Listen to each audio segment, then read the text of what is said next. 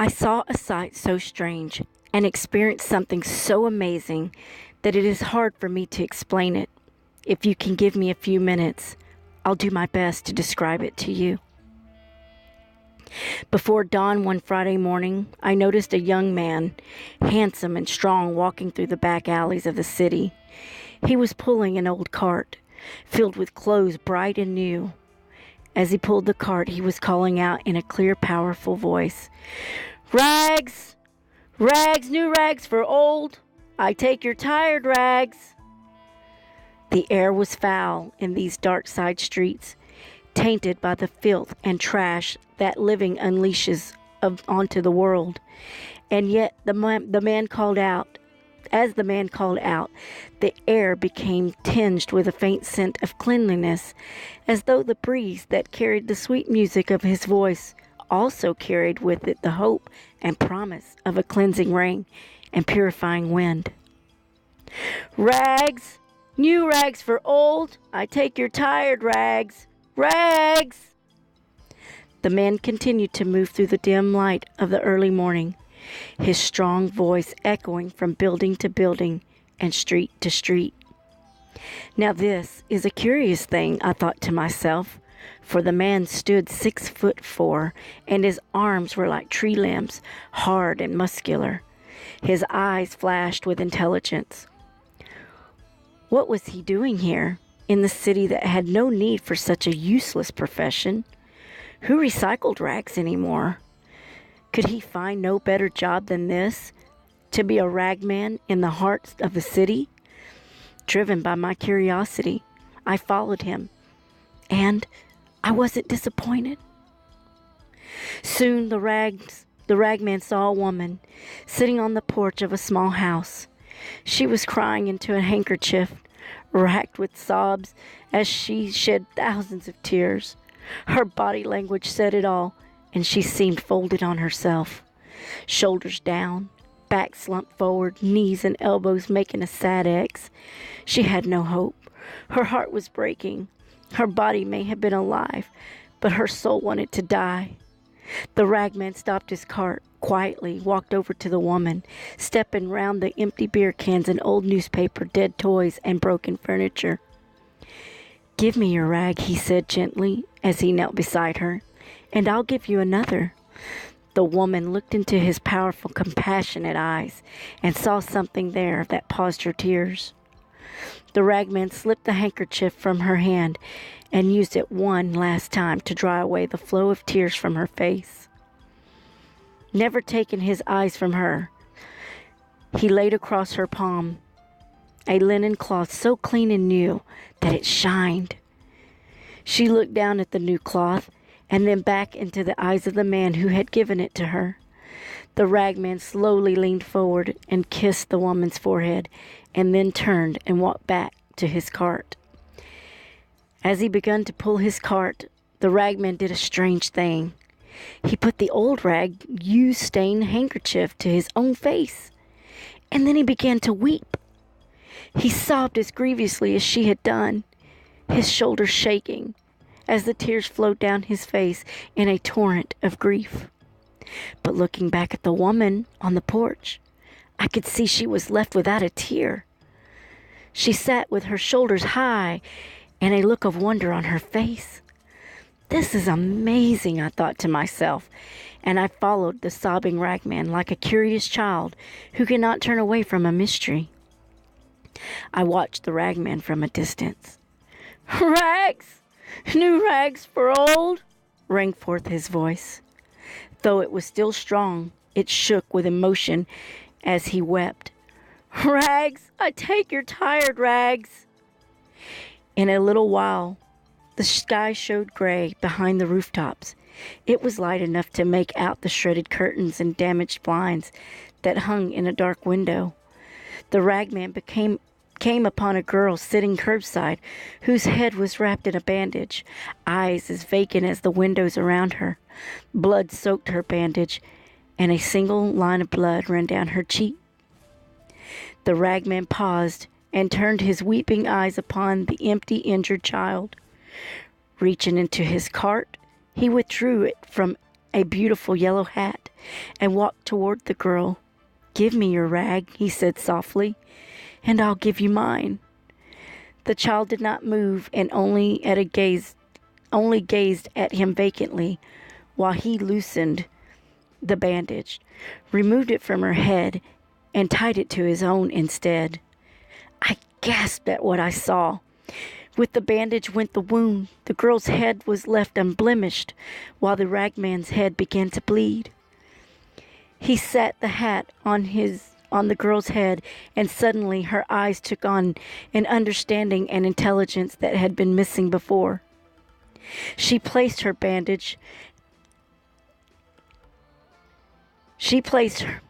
hand on the side of her head where the bandage had covered the wound that was no longer there. Smiling in wonder, she watched the ragman, rose unsteadily to his feet, and moved back to his cart. "Rags! I take old rags!" cried out the sobbing, bleeding ragman. "New rags for old rags!" With his powerful arms pulling the cart, he continued on his way. He seemed to be moving faster now with an urgency I had not noticed before. He stopped again in front of a man who was leaning against a telephone pole. "Are you going to work?" asked the ragman.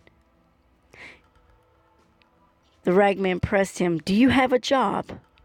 The man looked up and down, making note of the ragman's weeping eyes and bleeding head before replying. "Are you crazy?" he sneered as he leaned away from the pole, revealing that his right sleeve of his jacket was flat, the cuff stuffed into a pocket. He had no arm. "Give me your jacket," said the ragman firmly, "and I'll give you mine." Such quiet authority in his voice. The one-armed man looked on to the other's eyes and slowly took off his jacket. So did the ragman. I rubbed my eyes in disbelief as I trembled at what I saw. The ragman's arm stayed in its sleeve, and when the other put on the ragman's jacket, he had two good arms, strong as tree limbs. The ragman was left with one. "Go to work," he said as he moved back to his cart. Struggling to make do with his one arm, the ragman began to pull his cart again, this time much faster and greater urgency. He came upon an unconscious old drunk lying beneath an army blanket, hunched, wheezing, sick. He took the blanket and wrapped it around himself, but the drunk he left new clothes.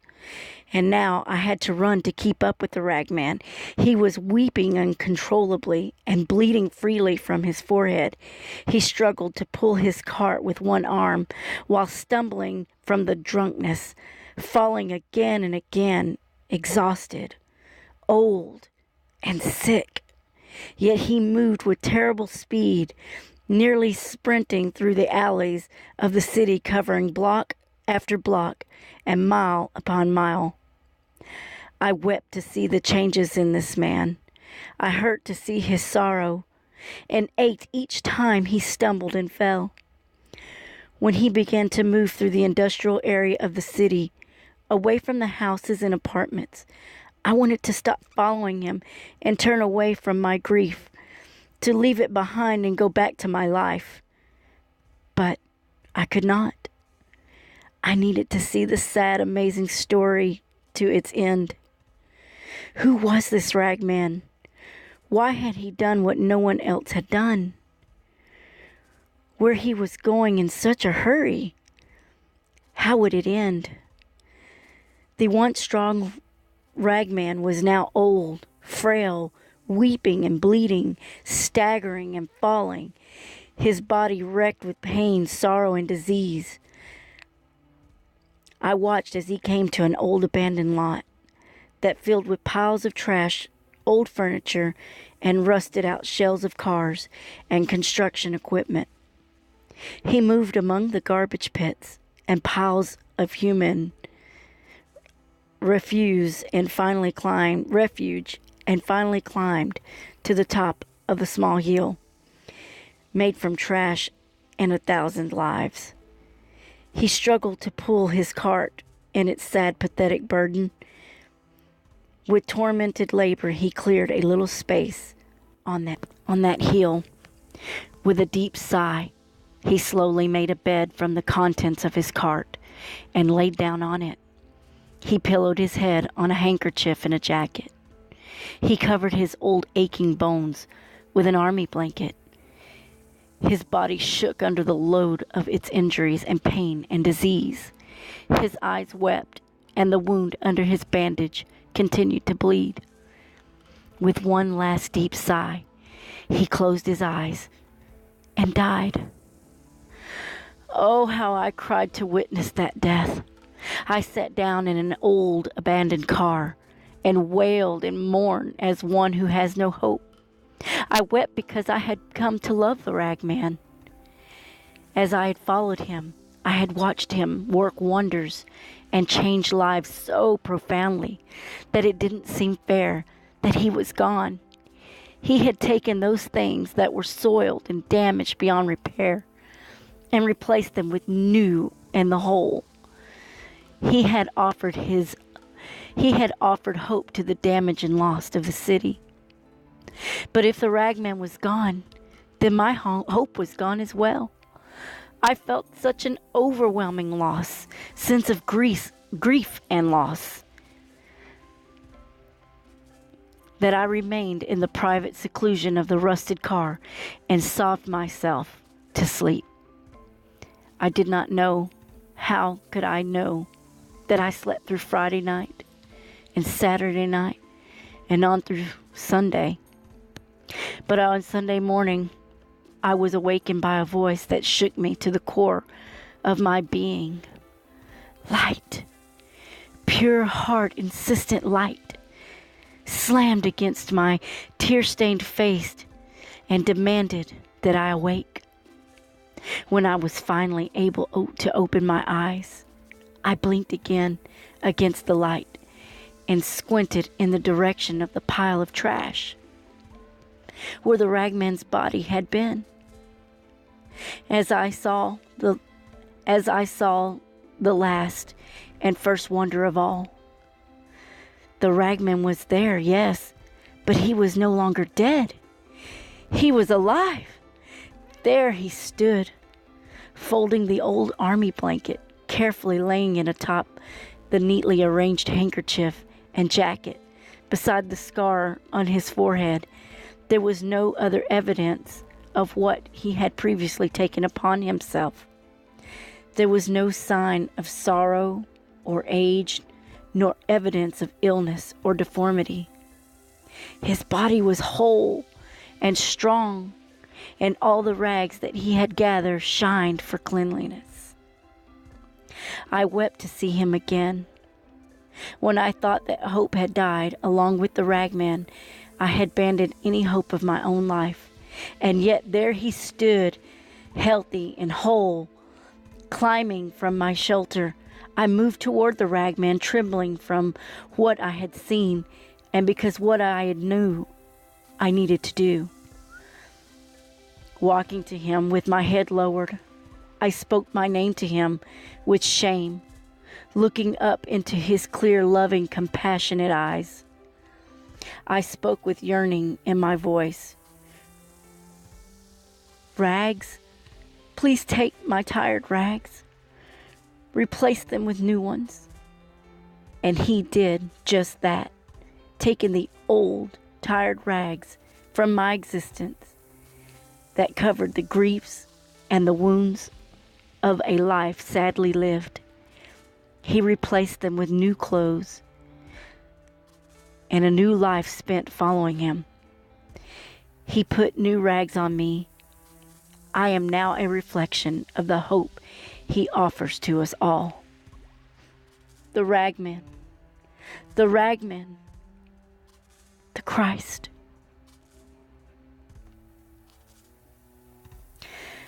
I hope you enjoyed this story. This story was written by Walter Wangren Jr. and by Scott Reagan. I am just wanting to share this story that I heard many years ago. And I have wanted to share this story for a very long time. I can't tell you why this story never left my heart, but it never did. And several months ago, I'd started watercoloring. And of course, I'd been reading my Bible. And I have just been drawn closer and closer to Jesus.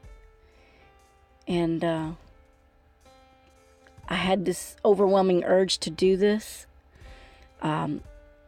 So I did. And I've done it over the course of several months only because of my work. I didn't work on it every day, of course, but I worked on it in sessions as I could. So I hope that you really enjoyed the story. I hope that you take to heart what this story means. It's truth in all fashions of it.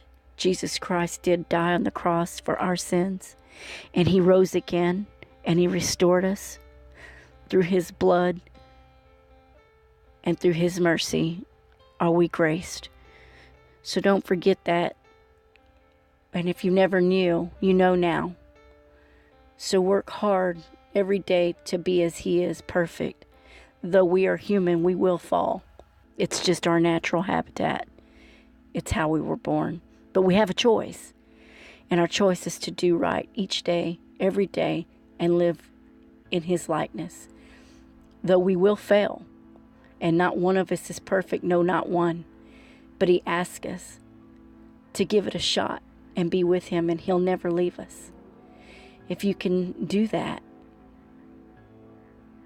along with many other sacrifices that he asks of us, but with mercy, it's all for your own sake.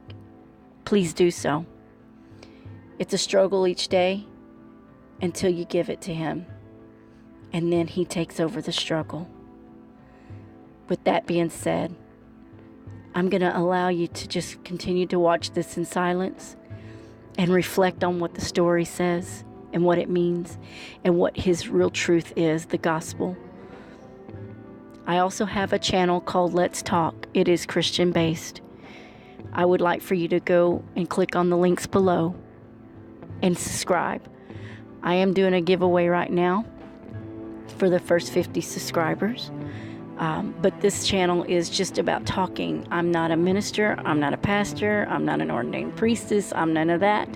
I'm just a simple person sharing my belief and my truth. And that's his truth. And I hope to see you there, because we'll do many things in, hopefully the future. So in the meantime, also like, comment, share, and subscribe to this channel. And I hope to bring you more exciting content in the future. I will be trying to catch up on some past projects, so if you've been waiting for something and I haven't done it, let me know in the comments below, and I will talk to you guys later. Have a wonderful and blessed day. God bless you all. Bye.